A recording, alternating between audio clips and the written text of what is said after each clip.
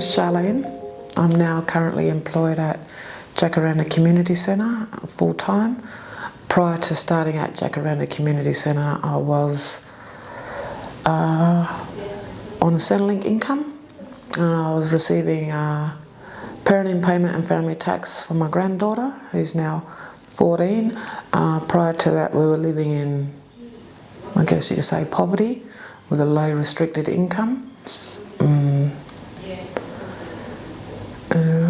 I've come to Jacaranda in 2021 in regards to seek extra support for my granddaughter to attend school.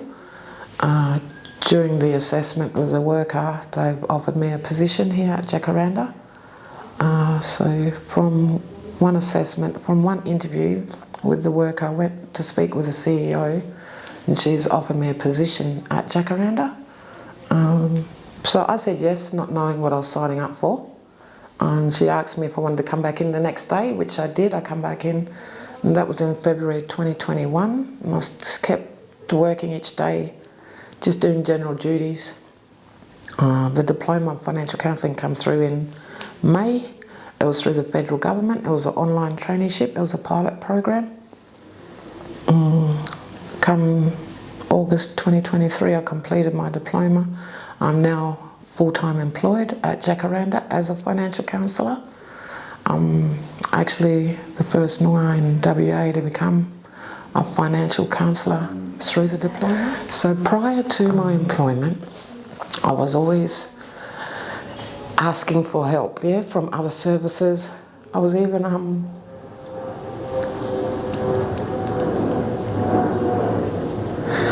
I was going to friends and families asking for food to help get my granddaughter to school, just to prepare. So I had a friend who lived in Mandurah and I'd always ask her, she'd say, "Oh, I'll get your granddaughter's lunch today, so that's all right." Anyway, now I'm able to have money at the canteen for my granddaughter each day. She's able to eat healthy lunches. So that's how much that has changed. She's got all her school uniforms, so she feels comfortable with the other students, I think my confidence is so high now, and I'm encouraging a lot of my clients or my people, my families to even... Well, my son made a statement the other day, if mum can do it, anyone can. And my son is nearly 36. It's a huge achievement. Like, you've done so well, and it's hard, and you managed it. I'm interested to know now though, you're in full-time employment, you're a financial counsellor, so obviously you know what to do with money. Yes. What's your situation like now with a full-time wage? What does life look like? It's exciting, especially on paydays, to see my funds in my account instead of the normal fixed restricted income. So basically, the more money I make, the more money I'm giving out. So I'm providing. I am the only person bringing in money where we live. I'm providing extra support for my mother, who has several disabilities: mobility, hearing, visual impairment. She has extra needs, what needs to be met, and I'm always providing support to her.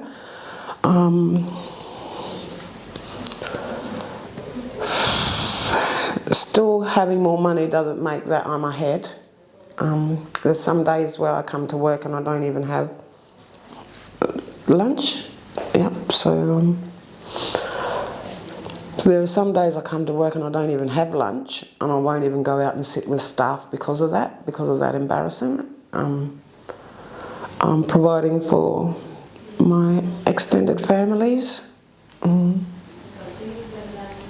And you care for your granddaughter as well? Yeah, of course. I've had my granddaughter since she was 8 months old. She's now 14. I'm her primary carer till she's 18. And you're getting a decent wage.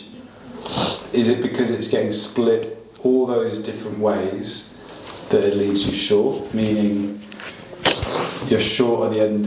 What does it look like in terms of being short? Like, how does that look for you? So some weekends when we plan to go out prior to the fortnight coming, and when it is up to that day, we don't have any money to go out. We don't even have money. I don't even have take her to the swimming pools or anywhere. So we'll go to somewhere, a park, which is for free and we don't have to spend money. I guess it's so frustrating. It's exhausting to know that I've worked a full fortnight for my wages and here I am, still have no income to go and enjoy, I guess, just life. How does poverty impact your life and your granddaughter's life? Okay, so it impacts us. So it prevents us from going out doing things we like to do. It stops us from eating the right foods. I will never get ahead with the cost of living these days, and just trying to get through each fortnight on my wages. I can't reach any goals. I can't even have a savings to even think about purchasing a home with a deposit, to even approach any services for a loan for a deposit for a home. I think, yeah. At the moment I'm just in a private rental and it's not secure. I'm not eligible to be given a Department of Housing because of my income. And that would be the biggest thing for me, is to just have my own home. So if my rent was to go up, I might have to take my granddaughter out of a sports or something like that, because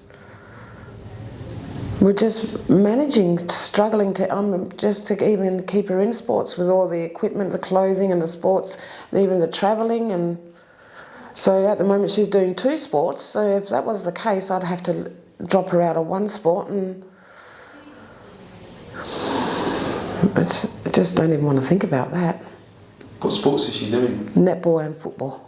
She loves that? Yeah, she's really good at it. Mm-hmm. Sharlene, if you could tell people watching one thing about this issue and what it feels like and looks like, what would you say? Never give up. Keep trying. I think poverty will be around for a very long time, and it'll only get worse. But just keep trying, be positive. Here I am. I don't know. It's just, I guess, if you look around, you'll see it all around. Poverty in the community, on the streets, in people's homes. I've tried my hardest for many, many years. It has helped. It had made my life a little bit easier, but still poverty is in my life. Just never give up, I guess. And if you could have one wish, what would it be and why? Just want to be happy, because happiness is what matters most of all. It doesn't matter what I own or what I don't have, as long as I'm happy. Well, I've been sad for a very, very long time. Just for those who are experiencing poverty, just keep on trying, because there is always happiness somewhere to be found. You should be proud of yourself. I think you're amazing. When I met you, I don't know when it was, 2-3 years ago. Well, when did you do it? 2021? 2021. 3 years ago. You were nervous and timid, and you were just about to set off on this journey of the diploma, and that scared you. You've done that. You did that in 2 years, and it's a 3-year course. Now you're working full-time as a financial counsellor. You are doing nothing wrong. You're doing everything right. It's the system that stops people from climbing, even though they're trying their best. I have been, and it's frustrating, Alex. It's so frustrating. At the end of the day, I'm still struggling. Yeah, and you're not alone. There's a lot of other people in this state and in this country who are no matter what you do or whether you try different ways, like you said, it's a systemic thing. It'll always keep us down. Well, hopefully not forever, but yeah. No, yeah, but I think I'm working just so I can get my own house to leave for my granddaughter, so she's not going through what I've experienced. Yeah, you've done so much for her. Yeah. Yeah, I hope you get there. I mean, I hope Keystart or wherever you're looking is that pathway for that home ownership, and you have you a nice, safe, stable roof that's yours over your head, and your granddaughter, and that's all. That's the goal. Mainly, I want is just to get a house, my own home. And where I am now, the landlord, he could sell any time. You know, it's just sitting there waiting for that to happen. It's not a good feeling to have, because when you know the lease is coming to an end, it's just a matter of a phone call to say he's going to sell or he's going to end the lease. It's just not. There is no clear picture at the end at the moment. Yeah. So until that happens, then I know that, and I think that's where I'll be happy if I get my own place of my own. I remember now when we did that video 2 or whatever years ago it was, you talked about your process in trying to get into a rental, like how many applications you had to do. You wear your best clothes and changing, and even that was a hard process. That was so stressful. It was actually my colleague who done the application for me. Tildy? No, Maliha.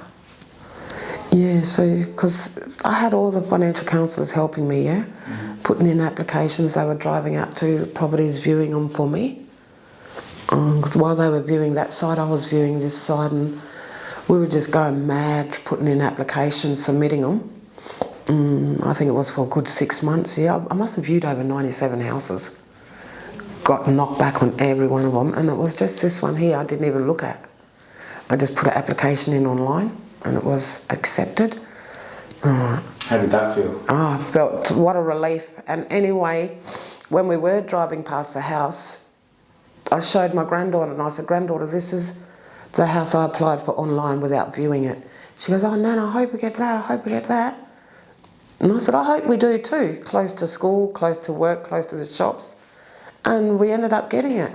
Yeah, so that was a relief, because I was staying at my auntie's, and it was overcrowded, and it was only a 2-bedroom house, and it was I was actually paying board there, then paying for a storage unit, so that was extra cost, additional cost. And I've been settled in this private rental now for 3 years.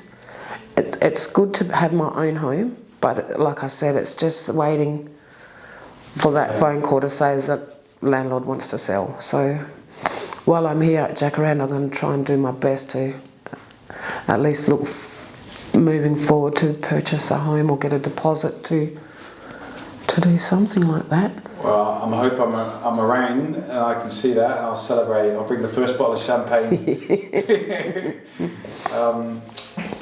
Good on you, Sharlene. Can I give you a hug? Oh, thank you. You're a wonderful person. I'm grateful that you shared some of your story. Thank you, Alex. My name is Sharlene, and WA is no place for poverty.